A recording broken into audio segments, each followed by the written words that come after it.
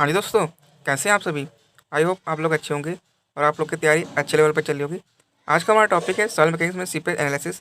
इससे पहले हम लोगों ने सॉइल मैकेनिक्स का था टॉपिक जैसे कि permeability of soil, compaction of soil, classification of soil, property of soil, origin of soil और कंसिस्टेंसी इंडेक्स। ये सारे टॉपिक हम लोग डिस्कस कर चुके हैं। आज का हमारा टॉपिक है सीपेज एनालिसिस। अगर आप चैनल पर नए हैं तो वीडियो को लाइक कर सकते हैं एंड चैनल को सब्सक्राइब कर सकते हैं। चलिए देखते हैं स्क्रीन पर सीपेज एनालिसिस के शॉर्ट में कैसे बनाए। तो पहले तो आप देख सकते हैं कि हम लोगों ने पहले तो जो टोटल हेड होता है, ठीक है, वो pressure head, datum head, velocity head, तीनों को जो सम होता है उससे हम लोग बोलते हैं टोटल हेड, ठीक है। और जो सॉइल में फ्लो होता है एसी हेड के कारण होता है, ठीक है। तो और सॉइल के केस में जो वेलोसिटी बहुत कम होती है, जिसके कारण जो इसका जो वेलोसिटी हेड है उसको जीरो एज्यूम कर लेते हैं, जिसकी वजह से सॉइल में जो फ्लो होता है वो टोटल हेड के कारण होता है। इसमें प्रेशर हेड और डेटम हेड दोनों हेड होता है, ठीक है। फिर बात की जाए आता है सब सॉइल में फ्लो होता है तो उसके जो फ्रैक्शनल ड्रैग का एक फोर्स लगता है, प्रेशर लगता है, जिसे हम लोग बोलते हैं सीपेज प्रेशर, ठीक है। इसका डायरेक्शन जो होता है वो डायरेक्शन ऑफ फ्लो की तरफ होता है, ठीक है। उसका फार्मूला हम लोगों ने मेंशन किया है तो आप स्क्रीन पर देख सकते हैं। उसके बाद आता है स्पेसिफिक सीपेज फोर्स, ठीक है। तो seepage force per unit volume जो होता है तो उसे बोलते हैं स्पेसिफिक सीपेज फोर्स, ठीक है। उसका फार्मूला हम लोग मेंशन किया है, ठीक है। मैंने की पॉइंट लिखा है जैसे कि आप स्क्रीन देख सकते हैं। फिर दो केसेस आते हैं, ठीक है। सीपेज एनालिसिस में दो केसेस आते हैं। जब एक फर्स्ट केस होता है जब फ्लो जो होता है, ठीक है, वो डाउनवर्ड हो रहा होता है। जब फ्लो डाउनवर्ड हो रहा होता है, ठीक है, जिसकी वजह से सीपेज प्रेशर भी डाउनवर्ड लगता है। मतलब कि अभी हम लोग डिस्कस किया कि जो सीपेज प्रेशर है, ठीक है, वो फ्लो के डायरेक्शन में वर्क करता है, ठीक है। अगर फ्लो डाउनवर्ड हो रहा है, ठीक है, केस फर्स्ट में, तो सीपेज प्रेशर भी डाउनवर्ड लगेगा, जिसका जो इफेक्टिव स्ट्रेस होगा वो इंक्रीज हो जाएगा। और कितना इंक्रीज होगा? जितना कि सीपेज प्रेशर के सेम अमाउंट में जो है इफेक्टिव स्ट्रेस इंक्रीज हो जाएगा, ठीक है, जैसा कि आप स्क्रीन देख सकते हैं। और सेकंड केस आता है जब जब when direction of flow upward, जब डायरेक्शन जो फ्लो जो हो रहा है वो अपर डायरेक्शन में हो रहा है, ठीक है। तो उसी डायरेक्शन में सीपेज प्रेशर भी लगेगा, तो इसका जो सीपेज प्रेशर होगा वो भी अपवर्ड वर्क करेगा, ठीक है। तो जिसके कारण जो इफेक्टिव स्ट्रेस होगा वो डिक्रीज हो जाएगा, ठीक है, जैसे आप स्क्रीन देख सकते हैं, ठीक है, जैसे कि आप स्क्रीन देख सकते हो, ओके। कोई बात है, एक कंडीशन आती है क्विक सेंड कंडीशन, ठीक है। ये कुछ सेंड नहीं है, एक कंडीशन है, ठीक है। ये किस में होता है? ये फाइन सेंड गॉस में होता है। जब जब डायरेक्शन ऑफ फ्लो अपवर्ड होता है, ठीक है, फ्लो का डायरेक्शन अपवर्ड होता है, इसका जो इफेक्टिव स्ट्रेस होता है रिड्यूस होने लगता है। एक समय ऐसा होता है कि इफेक्टिव स्ट्रेस जीरो हो जाता है, ठीक है। उस कंडीशन में जो साल की शेयर स्ट्रेंथ होती है वो बिल्कुल रिड्यूस हो जाती है, शेयर स्ट्रेंथ जीरो के बराबर हो जाती है, ठीक है। जैसे इसे हम लोग जो है सेंड बॉलिंग कंडीशन भी कहते हैं, ठीक है। उसका जो फार्मूला जो होता है क्रिटिकल हाइड्रोलिक ग्रेडिएंट का वो मेंशन किया है, ठीक है। और जो हाइड्रोलिक ग्रेडिएंट होता है, ठीक है, अगर क्विक सेंड कंडीशन डेवलप हो रही है उसे हम लोग बोलते हैं क्रिटिकल हाइड्रोलिक ग्रेडिएंट। मतलब कि जिस हाइड्रोलिक ग्रेडिएंट पे क्विक सेंड कंडीशन डेवलप हुई है उसे हम लोग बोलते हैं क्रिटिकल हाइड्रोलिक ग्रेडिएंट, ठीक है।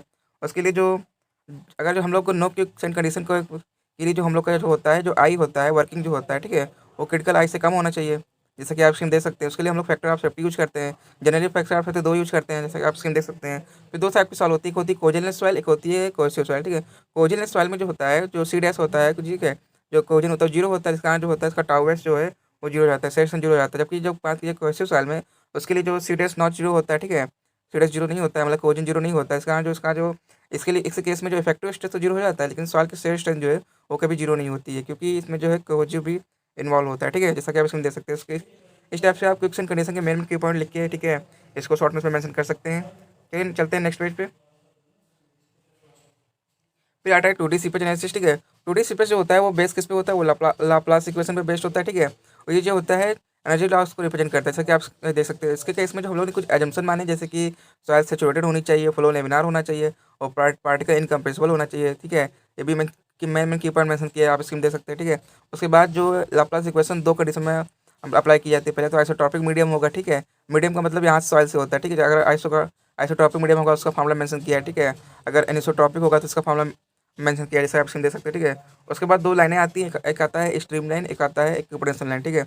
स्ट्रीम लाइन क्या होता है, ठीक है, ये जो होता है ये इंडिविजुअल पार्टिकल के पाथ को मतलब कि डिफाइन करता है, ठीक है, डायरेक्शन ऑफ फ्लो, ठीक है। इसको जो है फ्लो लाइन या फिर साइड लाइन भी बोल सकते हैं, ठीक है। जो इक्विपोटेंशियल लाइन है ये एक कंट्रोल लाइन होती है जो सेम टोटल हेड को कनेक्ट करती है, ठीक है। सेम टोटल हेड को कनेक्ट करती है, उसे बोलते हैं इक्विपोटेंशियल लाइन, ठीक है। इसे हम लोग साइड लाइन भी इसे हम लोग फाइव लाइन भी बोल सकते हैं, आप स्क्रीन देख सकते हैं, ठीक है। उसके बाद है फ्लो नेट। फ्लो नेट क्या है, ठीक है, ये यह एक ग्राफिकल रिप्रेजेंटेशन है किसके किसके बीच का? फ्लो लाइन और फाइल लाइन के बीच का, ठीक है, जैसा आप देख सकते हैं, ठीक है। फ्लो लाइन और फाइल लाइन के बीच का जो ग्राफिकल रिप्रेजेंटेशन है, सब लोग बोलते हैं फ्लो नेट, ठीक है। कुछ प्रॉपर्टी होती है फ्लो नेट की, जैसे कि जो दोनों लाइन है, फ्लो लाइन और इक्विपोटेंशियल लाइन, एक दूसरे को ऑर्थोगोनली या फिर परपेंडिकुलरली कट करेंगे, ठीक है। और जो इसका जो दो फ्लो लाइन के बीच का जो स्पेस होता है उसको हम लोग फ्लो चैनल बोलते हैं, जबकि जबकि दो इक्विपोटेंशियल लाइन के बीच का स्पेस जो होता है, ठीक है, जो टोटल डिफरेंस होता है उसे हम लोग बोलते हैं पोटेंशियल ड्रॉप, जिसे आप इसमें देख सकते हैं, ठीक है। और जो दो फ्लो लाइन और दो इक्विपोटेंशियल लाइन के बीच का जो एरिया होता है, बाउंडेड एरिया, ठीक है, उसको हम लोग बोलते हैं फ्लो फील्ड। और जो फ्लो फील्ड जो आइसोट्रॉपिक मीडियम के केस में जो होता है वो एलिमेंट्री स्क्वायर होता है, ठीक है, और जो एनिसोट्रॉपिक मीडियम केस में होता है वो एलिमेंट्री रेक्टेंगुलर होता है, ठीक है, जिसकी हम लोगों ने चीज़ों को मेंशन किया है, देख सकते हैं, ठीक है। उसके बाद आता है, उसके बाद कुछ कंडीशन जैसे कि जो फ्लो नेट होता है, ठीक है, वो डिपेंड करता है बाउंड्री कंडीशन पे, ठीक है, कि upper flow line, first upper flow line, second lower flow line और यूएस साइड और डीएस साइड, ठीक है, जैसे आप स्क्रीन देख सकते हैं, ठीक है। मतलब कि फ्लो नेट हमेशा बाउंड्री बाउंड्री कंडीशन डिपेंड करता है, या कभी डिस्चार्ज पर डिपेंड नहीं करता है, ठीक है, जैसा कि आप स्क्रीन देख सकते हैं। और जो फ्लो चैनल जो होता है, ठीक है, उसमें हमेशा जो है हर हर फ्लो चैनल में डिस्चार्ज हमेशा सेम रहता है, जैसे कि आप मैंने किया, ठीक है। उसके बाद कुछ नंबर ऑफ फील्ड, ठीक है, कुछ क्वेश्चन लिखी जैसे कि आप देख सकते हैं स्क्रीन पर, ठीक है। उसके बाद जो फ्लोनेट का एप्लीकेशन है उसका जो उपयोग कहाँ करते हैं, ठीक है, तो सबसे पहले तो टू फाइंड सीपेज डिस्चार्ज निकालने के लिए हम लोग यूज कर सकते हैं फ्लोनेट का, ठीक है। सीपेज प्रेशर फाइंड करने के लिए हम लोग यूज कर सकते हैं फ्लोनेट का, ठीक है। उसके बाद हाइड्रोस्टैटिक प्रेशर निकालने के फ्लोनेट यूज कर सकते हैं, ठीक है। उसके बाद एग्जिस्ट हाइड्रोलिक ग्रेडियंट निकालने के लिए भी हम लोग फ्लोनेट का यूज कर सकते हैं, जैसा आप देख सकते हैं, ठीक है। एग्जिस्ट हाइड्रोलिक ग्रेडियंट के लिए यूज कर सकते हैं, ठीक है। जैसे कि आप मेन में कोई पॉइंट लिख के, ठीक है, शॉर्ट में बना सकते हैं। चलते हैं नेक्स्ट स्लाइड पे। फिर अभी जो हम लोग एप्लीकेशन की बात किए थे, पहला आता है सीपेज डिस्चार्ज। उसके लिए जो मेन में की फार्मूले जैसे होते हैं, जैसे आइसोट्रॉपिक मीडियम के लिए फार्मूला क्या होगा डिस्चार्ज का, ठीक है, एनिसोट्रॉपिक के लिए डिस्चार्ज क्या होगा, जो एनएफ और एनडी का जो रेशियो होता है उसे हम लोग बोलते हैं सेफ फैक्टर, ठीक है। और जो सीपेज डिस्चार्ज होता है वो फंक्शन किसका होता है, पहले तो परमिबिलिटी का होता है, फिर दूसरा हेड का होता है, और तीसरा सेफ फैक्टर का होता है, जिसका ऑप्शन दे सकते हैं, ठीक है। और जो सेफ फैक्टर होता है एनएफ और एनडी, वो डिपेंड करता है बाउंड्री कंडीशन पे। ओके, चलते हैं। फिर आता है जो अभी बात की थी एग्जिस्ट हाइड्रोग्रेडियंट यूज करने के लिए भी फाइंड करने के लिए भी फ्लोनेट यूज करते हैं, ठीक है। उसके लिए जो हम लोग का फार्मूला आता है आई एग्जिस्ट का, ठीक है, इसको देख सकते हैं आप, वो होता है डेल्टा एच बाई एल, ठीक है। और जो एफ ओ एस होता है फैक्टर ऑफ सेफ्टी, वो होता है आई सी अपन मतलब आई क्रिटिकल अपन आई एग्जिस्ट, ठीक है। और जो एफ ओ एस का मान जो फाइन सेंट के लिए होता है वो 6 से 7 लेते हैं, ठीक है। कोस सेंट के लिए हम लोग 4 to 5 लेते हैं, जिसका आप इसमें दे सकते हैं, ठीक है। उसके बाद जो अगर पाइपिंग फेलियर अकर हो रहा है, जिसका मतलब कि जो आई एग्जिस्ट है, ठीक है, वो हमेशा आई क्रिटिकल से ज़्यादा है, ठीक है। अगर और सेफ कंडीशन की बात की जाए तो आई एग्जिस्ट जो है आई क्रिटिकल से कम होना चाहिए, ठीक है।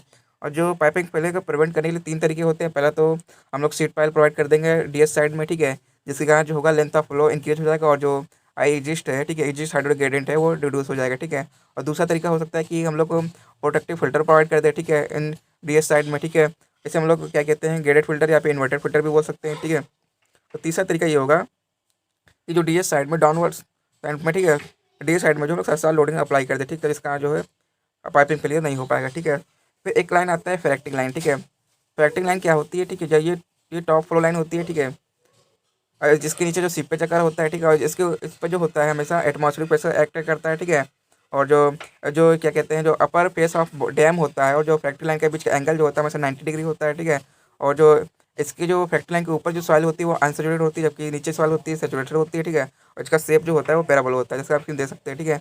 उसके बाद एक टर्म आता है फ्लो थ्रॉज नॉन होमोजेनियस मीडियम। अगर सॉइल नॉन होमोजेनियस है, ठीक है, तो उसके केस में कुछ रिलेशन जैसे कि फॉर्मूले होते हैं उसको मेंशन किया है, ठीक है। अगर मान मान लीजिए सॉइल एक की परमिबिलिटी 1 की और सॉइल कैपेसिटी 2 से ज़्यादा है, ठीक है, तो उस केस में जो जो फ्लो लाइन होगा, ठीक है, वो जो होता है टुवार्ड द नॉर्मल से शिफ्ट हो जाएगा, ठीक है। अगर बात की जाए परमिबिलिटी सॉइल 2 की ज़्यादा है 1 की कम है, ठीक है, तो जो फ्लो लाइन है वो अवे फ्रॉम नॉर्मल की तरफ शिफ्ट होगा, ठीक है।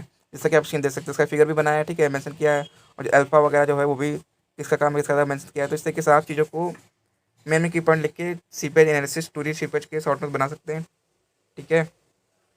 तो आज का हमारा टॉपिक था सीपेज एनालिसिस। इसके शॉर्ट नोट कैसे बनाने ये हम लोगों ने डिस्कस किया कि मेन की पॉइंट क्या क्या लिखने हैं, ठीक है। अगर आप चैनल पर नए हैं तो वीडियो को लाइक कर सकते हैं और चैनल को सब्सक्राइब कर सकते हैं, ठीक है। मिलते हैं नेक्स्ट वीडियो में नेक्स्ट टॉपिक के साथ में। अभी के लिए बाय बाय।